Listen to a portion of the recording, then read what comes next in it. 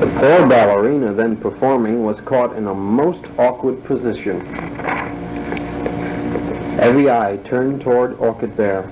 The animals all held their breath. Orchid Bear waited a moment and then said, "The hour is late.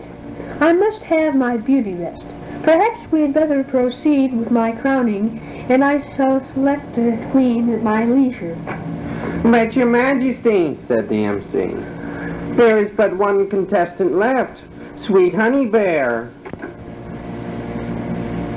"Perhaps another time, my good man."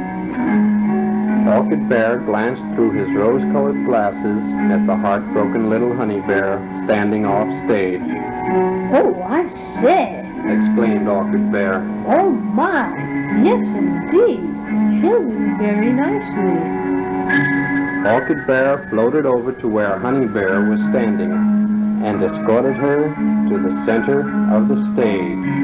"Here is my queen." The animals went wild. Everyone cheered and began to dance around as the band began to play. Honey Bear couldn't believe her ears. Her heart was ready to burst. She was so happy. She moved closer to Orchid and said,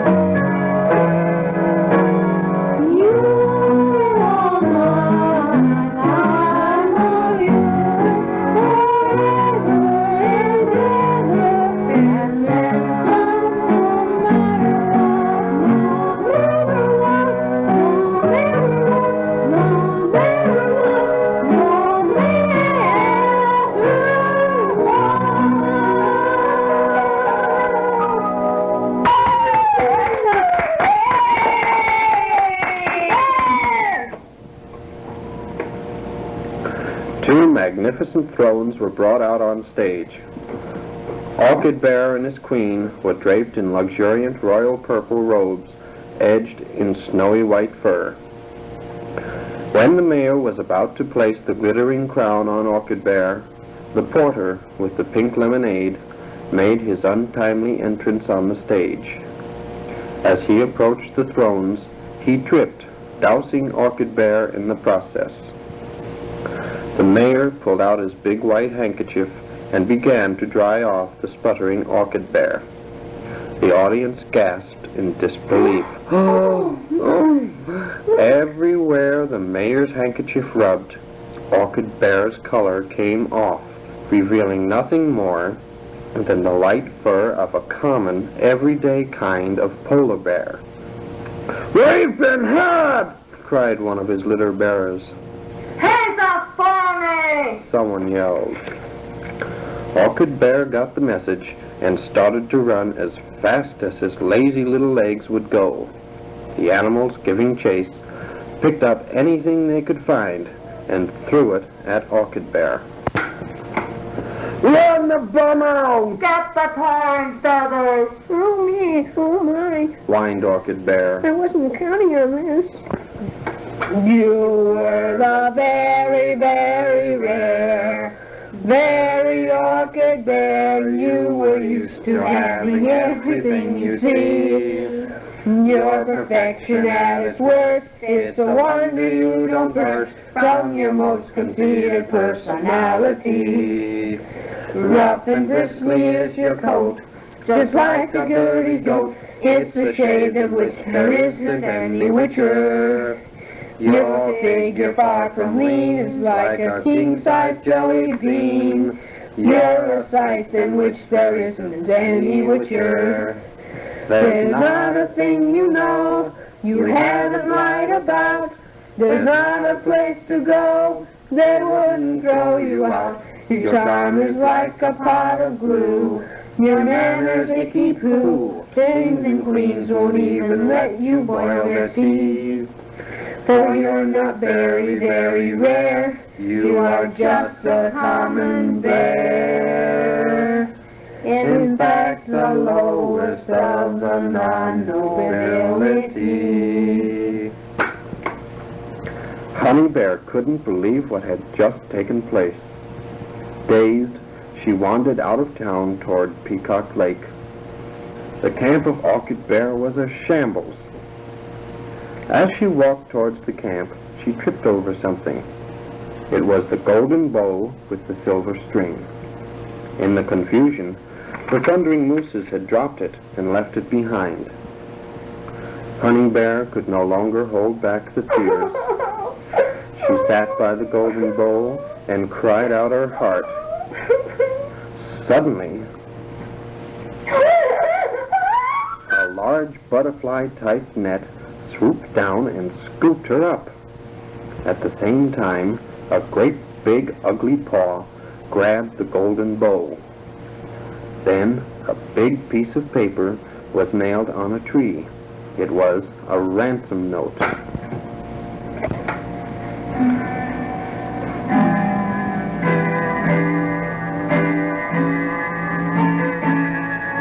Orchid Bear, in reality, Orville Bamboozler, wandered aimlessly through the forest.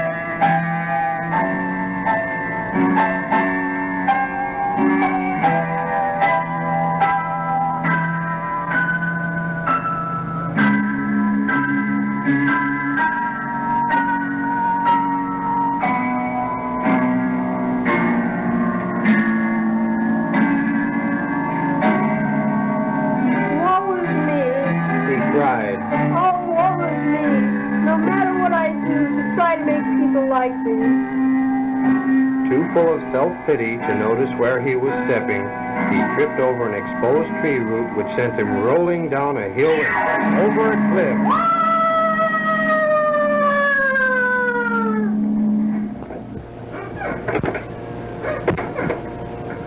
Slimy had the toads hanging in the net on a stick stuck in the ground as you would a fishing pole. The fire is ready, He said. In a way, I'm glad you got away before. Now you taste even better to me. I only wish I had caught your pudgy leader as well. But you more than make up for him, my fat little friend. Whoa, said poor J.R. Just then, Slimy's sensitive ears heard some strange, awful sound. He looked up.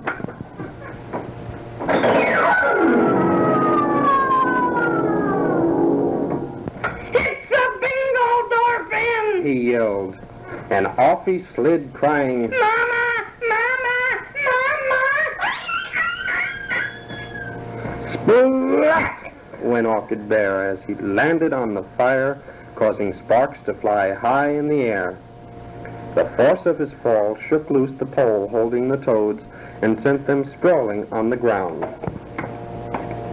The toads convinced Orville to return to town with them, and on the way he explained to them what had happened. Then I tripped over something and fell over the cliff. You know the rest. When we tell the townspeople how you saved us, Said Davy. you'll be a hero. Yeah. said Marky. And then you won't have to be a phony anymore. But I didn't really. Started Orville. They were nearing Peacock Lake, and someone shouted, "Halt! Who goes there?" Mighty Tow Patrol and Orville Bamboozler, sir. replied Davy. "Where have you been?" said the Toadmaster, coming from behind some bushes. The Thundering Mooses were there, too. "Oh, never mind, just as long as you're safe. Here, read this." The Toadmaster handed Davy the ransom note. You can look around everywhere, but you won't find Honey Bear, 'cause we got her in our clutches nice and neat. We will give her back to you, but there's something you must do.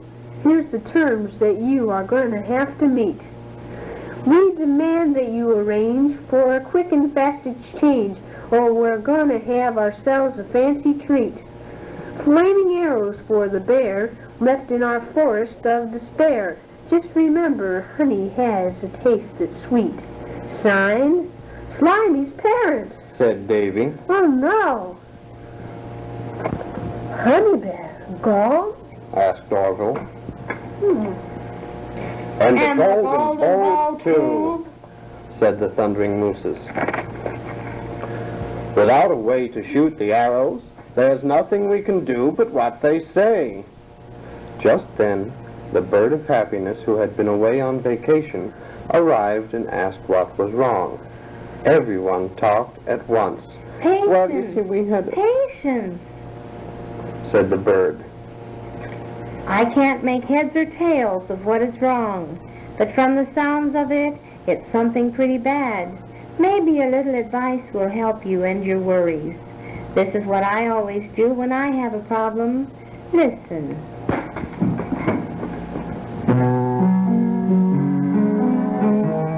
So gather daisies in the valleys of your sweet memories, then weave them together into one ring of love, round a barrel of fun, and you'll soon have your own recipe for a happiness tree.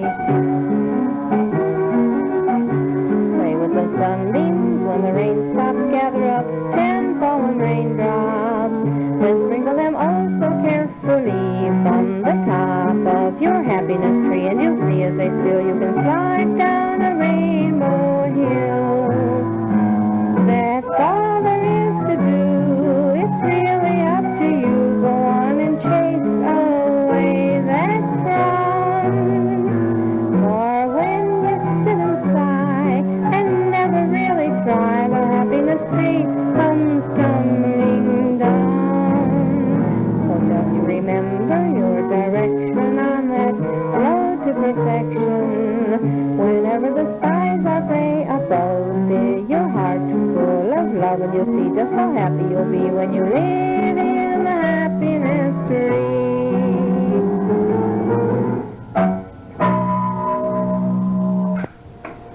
Wait a minute. Said Davy. That gives me an idea. What is it? Asked the leader of the Thundering Mooses. Well, Said Davy.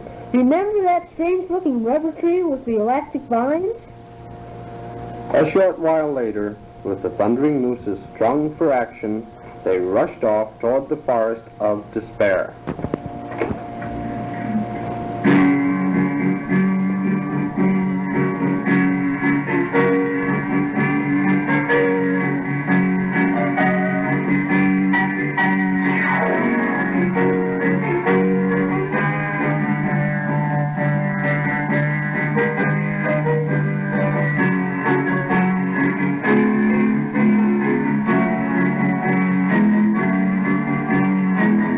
Hey, fellas, wait for me!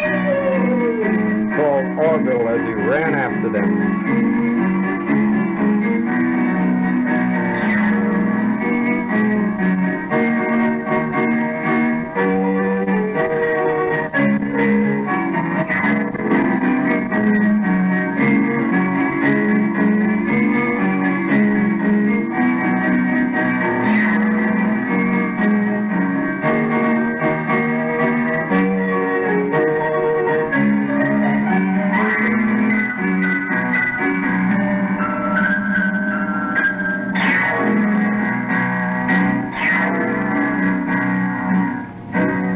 strange but brave team could see the glow of a solitary fire coming from somewhere deep within the forest of despair.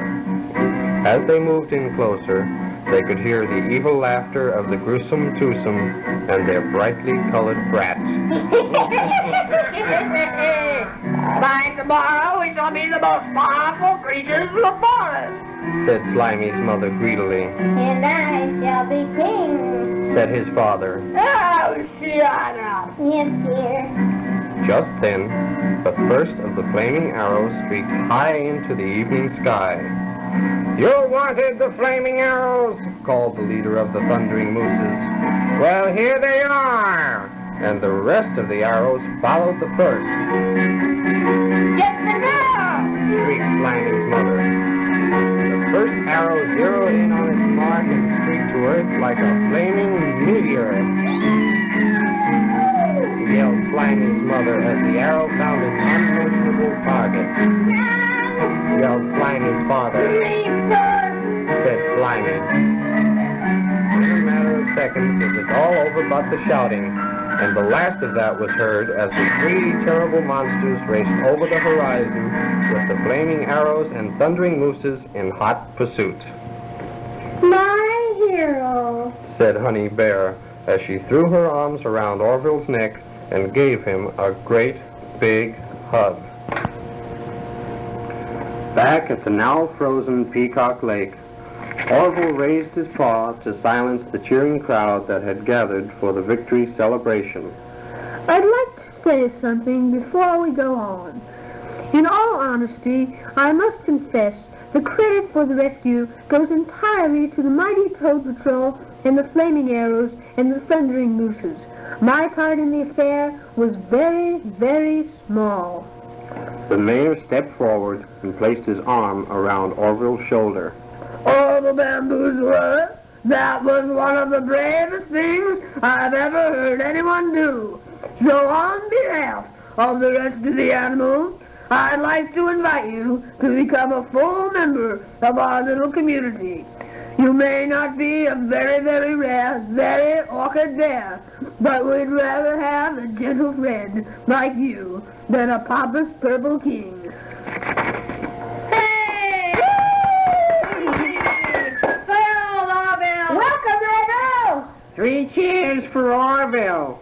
Hip, hip, hooray! Hip, hip, hooray! Hip, hip, hooray!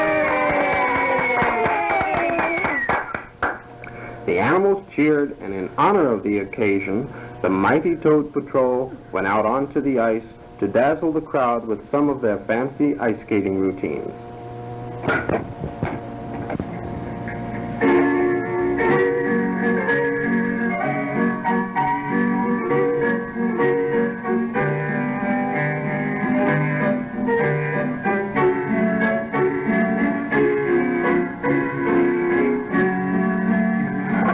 Suddenly, a voice from out of nowhere called, Davy, Davy, get all your friends and come out here right away. And bring your father, too. Hurry!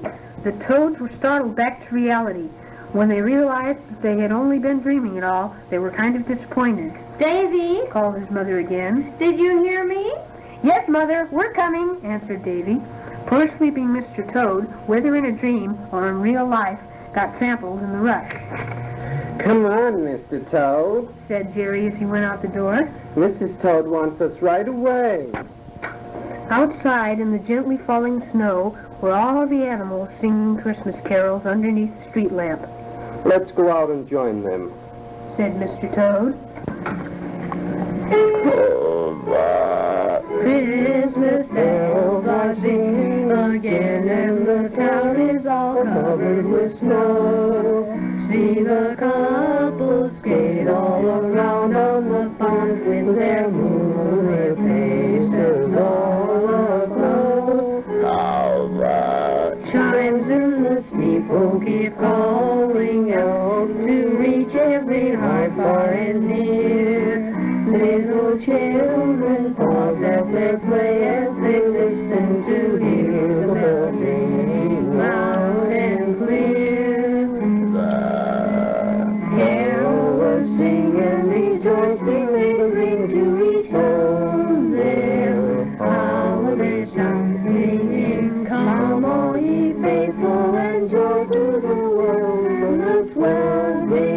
Christmas in a merry round. Christmas trees are glowing tonight with the bright light, spreading good cheer. Every present in place puts a smile on each face as the close of eventide draws near. Counting the shimmering down, settles down at each fireplace bright. Makes a Christmas card, see everything so serene, every Christmas was.